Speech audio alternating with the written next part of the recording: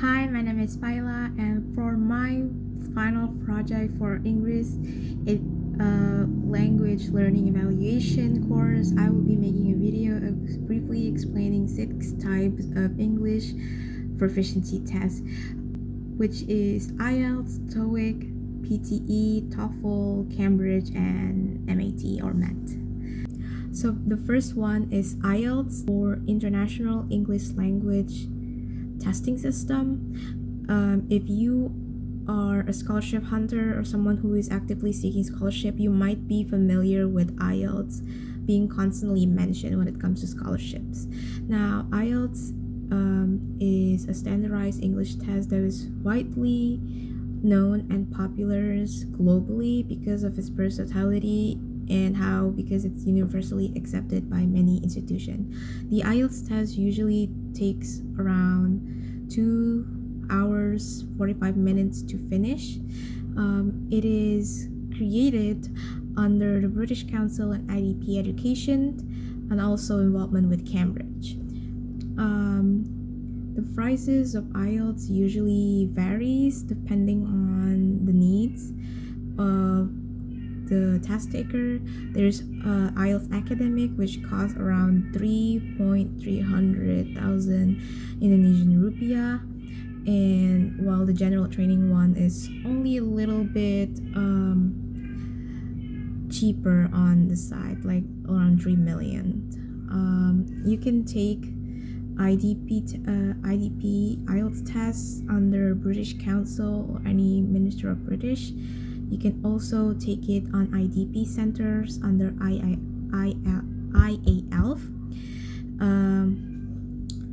which is located in many major cities around Indonesia. Usually the institutions, like, in my opinion, I think IELTS is a bit of complex to me. I feel like on one hand, IELTS is very good because of versatility to be accepted by almost all institutions, and it's worth it. But at the same time, if you don't have the budget, you kind of hard to find this thing to be a priority, because if you're from a smaller city, let's say us in Palangkaraya, you gotta take a ride to the institution place, like in Jakarta, and then you have to pay for the cost of the test.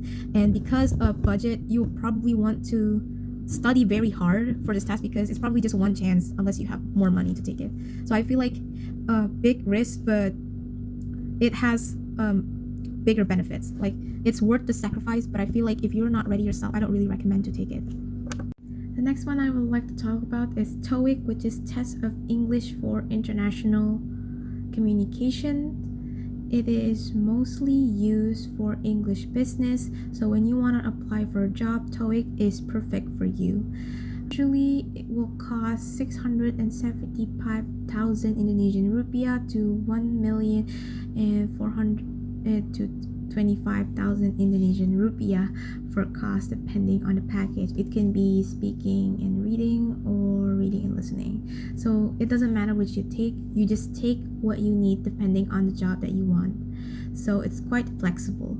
And as for the place where you want to apply, with TOEIC, you can either apply it at your ITC center, which can usually found in town, or you can also apply it online, which is give you the upper hand if you want to apply for a job and you can't afford transportation to take the TOEIC test in ITC. You can use it on their website. There's usually a website for ITC on each country.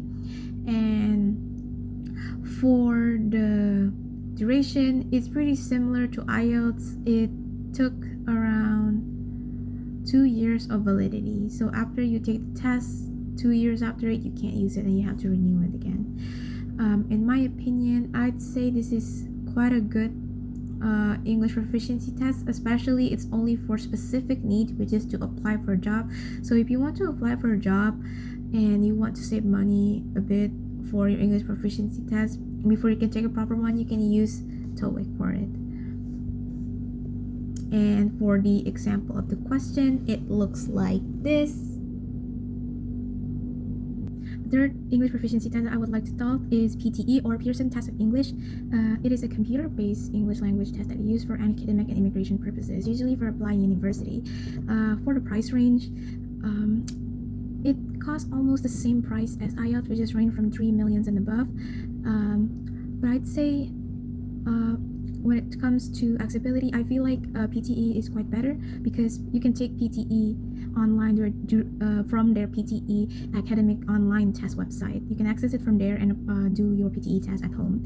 And for the duration of validity, same as the previous two, PTE have the validity for 2 years after you take the test or after you receive the test result. After that, it becomes invalid and you have to renew it by either taking the test again. In my opinion, I'd say PTE is a great alternative for IELTS. Same amount of price but less work and less transportation money. So if you're not from big cities, PTE will be good for you. Although I do think about how the downside of PTE is that only around 4,000 universities and institutions that recognize PTE as an English proficiency test to apply. So it might be a bit hard for you if you have PTE. So if you want to use PTE, make sure that the university institution that you want to go to has PTE as their requirement list. As for the example of PTE, here is the example for PTE. The fourth one that I would like to talk about is TOEFL, or Test of English as a Foreign Language. Again, another standardized test of English language proficiency, and it's usually used by students to apply to universities in English-speaking countries. And like its name as an English proficiency, it's also used to measure your ability for using English specifically and effectively. For the current version of the TOEFL, there is TOEFL IBT, or TOEFL Internet-Based Test, which has replaced their older formats like the PBT and CBT. For the location where you can take TOEFL, so there's two types. There was TOEFL IBT, which was an internet-based one. It is computer-based, so you can actually access this from their online websites. Usually each country have their own TOEFL IBT website. The second is the ITP, which is paper-based and often used for institutional purposes. You can usually use it at your international test centers for ITP, and it's usually in big cities. But if you're from smaller, you can use their online website.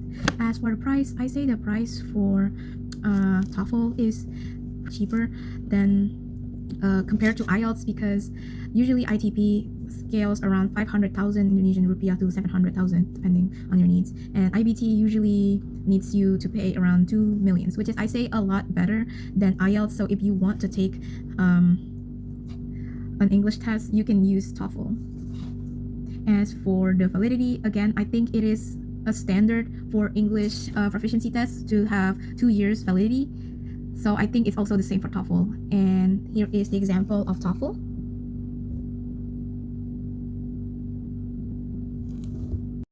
The next one that I would like to talk about is this Cambridge English Test. Cambridge English Test is a standardized English proficiency test that developed by the Cambridge University Press and Assessment. And these exams are designed to assess English language ability at various levels. And interestingly, instead of using scores, they use the CEFR level from A1 to C2. And these Cambridge English exams are widely accepted by institutions globally. It is similar nature to IELTS. The price range, Cambridge English exam is maybe slightly expensive, probably, but it's still comparable to IELTS. They're almost pretty much the same. For the tests, you can actually search the Cambridge website. They have a special page where you can find the center nearby your country, and usually it is, again, in big city. So it might be a bit hard if you to not be accommodated to go to the Cambridge Center. As for the duration and validity, Cambridge English Test surprisingly doesn't have any expiry date. It doesn't have any expiration, because unlike IELTS, TOEFL, or other, the Cambridge English doesn't have any expiration date. It works for a lifetime. So if you have the Cambridge English Test, you don't have to renew your English test, because that means you have already peaked in your ability in English speaking, which I say is pretty cool. I'd say it's definitely has the price. As for the Cambridge English Test example, I have it here. Lastly, the one that I'm going to talk about is the Michigan English Test, or MET. It is a multi-level and model English language testing that measure English proficiency for academic and professional setting, and it was developed as collaboration between the University of Michigan and the University of Cambridge. As for the price, there has been an Indonesian Center for Michigan English Test, so you can't really take an offline test for Michigan English Test, but they do have an online option. So even if you're not from Michigan or not American, you can still take the test. As for the price, it costs around 2 million, which I think is quite cheaper than IELTS, and the fact that Michigan English Test is also widely accepted at almost all institutions, I'd say this is another good choice besides IELTS. And as for the duration, Michigan English Test,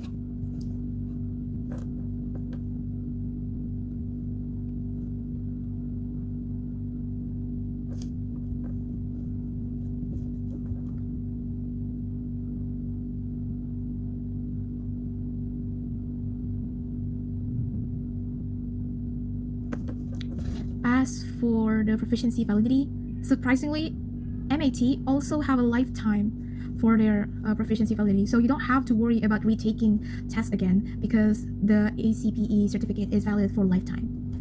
And in my opinion, I'd say this MAT thing is quite new to me because I've never heard it until now, and I think it just feels a relieving that there's actually another choice for IELTS that is quite effectively better. And for the example of MAT, here it is.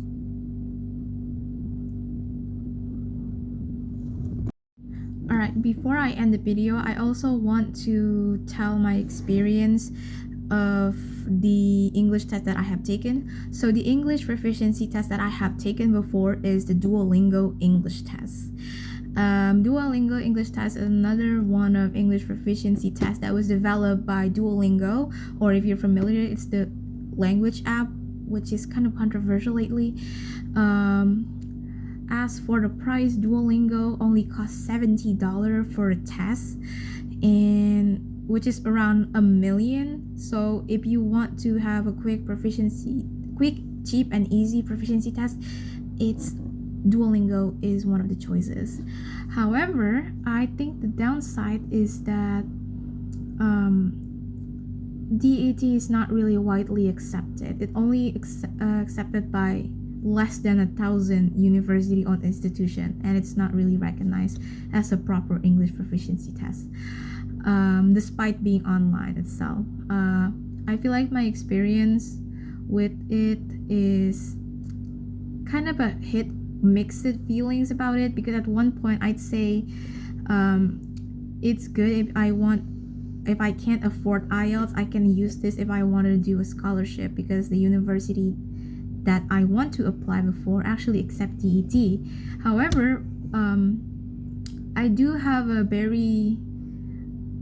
pet peeve when it comes to their test, because their online test is super sensitive, so you have to be in a very quiet room with a very minimal movement. So you have to stare at the screen, not blinking or looking down at a keyboard, because the camera or sensor of their test is super sensitive that you got accused of cheating. And the fact that this happens so many times with their customer, it shows a lot how it's kind of unprofessional, and I think I understand why it's not really recognized by a lot of institutions. Also, by the way, this is my Duolingo English test certificate. I took it last time when I was trying to apply for scholarship, and you can see the progress. I'd say it does reflect my English well, but I do feel like at the same time it doesn't, because the test was kind of like not really, it's randomized. I'm gonna show you what the test looked like so you can make your own conclusion.